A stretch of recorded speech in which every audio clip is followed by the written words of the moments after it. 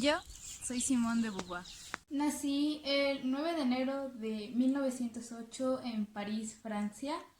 Fui profesora, escritora y una gran filósofa.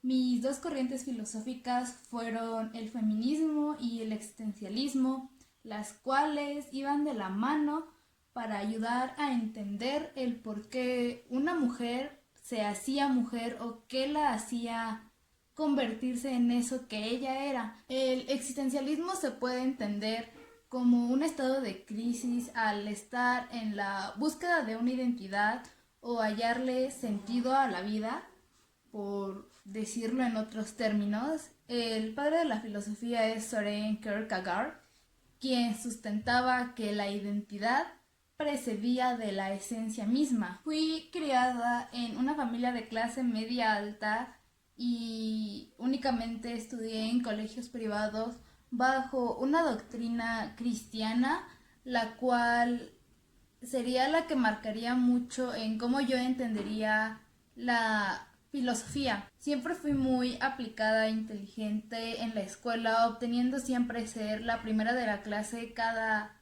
fin de año, cada que terminaba ciclo. Yo y Sasa. Sasa era mi amiga y ese no era su nombre real. Su nombre real era Elizabeth Lecoin, quien al igual que yo éramos de las más aplicadas en la escuela, entonces por ese simple hecho nos volvimos mejores amigas. Desde adolescente me rebelaba contra la fe de la familia, y no por el mero hecho de ser rebelde y querer molestar, sino porque yo me declaraba ser atea y consideraba que la religión era una manera de subyugar al humano. O sea, pues nos sometían y nos mantenían en esa opresión por medio de persuadirnos y decirnos que si no nos portábamos bien, nos íbamos a ir al infierno. Y si hacías cosas buenas, te ibas a ir al cielo. Entonces, esa era la opresión a la que estábamos nosotros sometidos bajo una religión. En 1929 conocí a Jean-Paul Sartre en la Universidad de París, o más bien conocida como la Sorbona, mientras estudiábamos filosofía. Al poco tiempo nos volvimos pareja y no éramos la clásica pareja de una formalidad de somos novios, no éramos concretamente eso, sino que conservamos nuestra independencia en todos los aspectos y no ser únicos, por así decirlo. Y no era miedo al compromiso, sino que esa era la idea que los dos teníamos. Y nuestro mayor valor en la relación siempre fue la libertad de cada uno. Y únicamente disponíamos de ciertos espacios para poder estar juntos.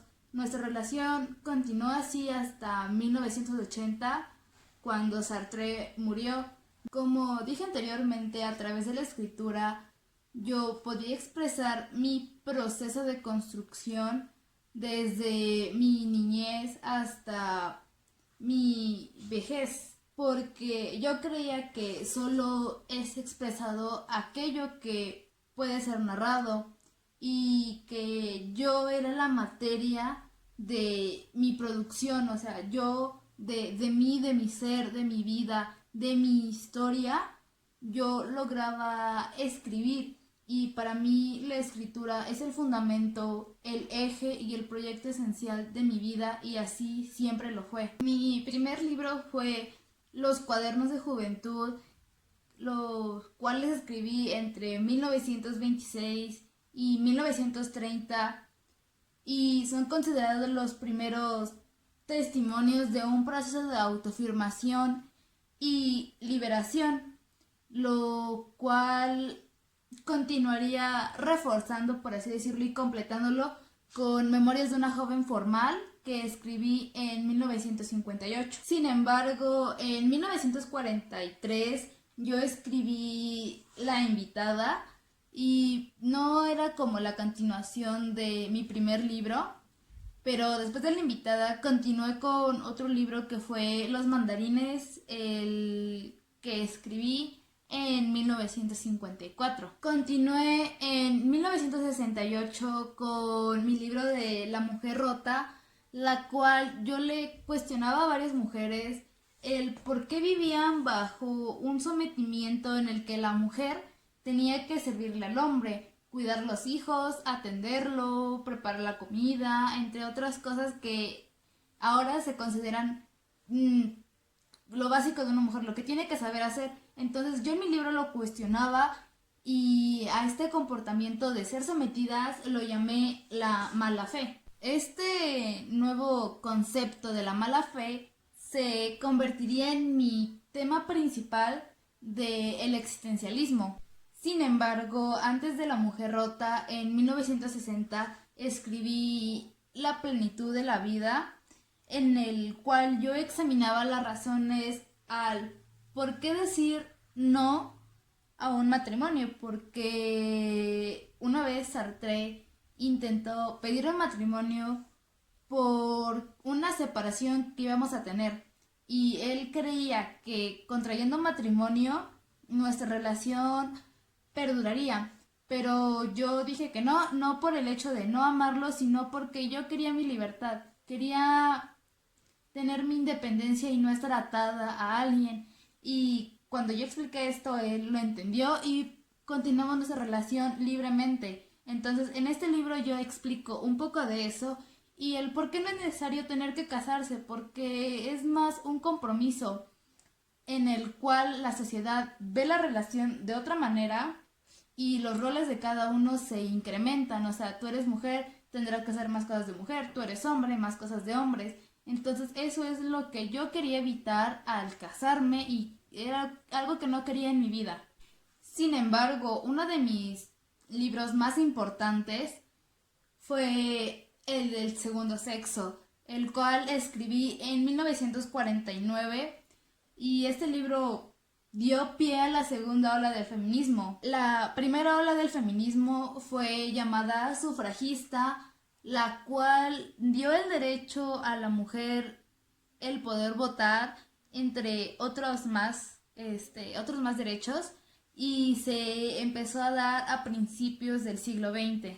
En este libro afirmo que la liberación femenina es una lucha paralela con una lucha de clases, apoyándome un poco en una teoría marxista que igual Sartre me ayudó a mejorar, por así decirlo. Este libro igual es conocido como la Biblia del feminismo porque en este decía que la construcción de mujer no es algo simplemente natural, no porque simplemente hayamos nacido con órganos femeninos, vamos a ser mujeres, sino que era algo que nosotros con el tiempo, con la psicología, con nuestro contexto familiar, con la historia, íbamos creando, solitas nos hacíamos mujeres y que la forma más eficaz de liberarnos de esta opresión de los hombres era buscar una independencia económica, trabajar y demostrar que no dependíamos de nadie, de ningún hombre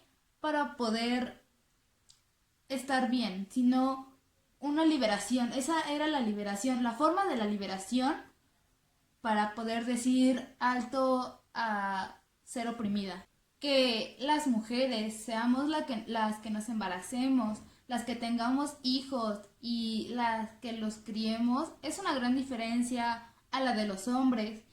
Pero esta diferencia no debe de ser la base a una explotación y a una opresión, sino que esto solo es un pretexto que construye la condición femenina, pero no debe de ser la que la determine. En la prehistoria, desde el comienzo de la Tierra, desde la humanidad, los hombres han sido los que han buscado ser los dominantes, porque antes era considerado quien tenía fuerza, eran los que tenían más derecho, los que prevalecían, y los hombres siempre han estado en ese lugar, porque simplemente físicamente son más fuertes que nosotras, pero eso no determina que deban de tener más derechos y deban de ser mejor atendidos que una mujer. Una mujer igual puede tener los mismos derechos por querer romper esa opresión, dejando de lado la fuerza.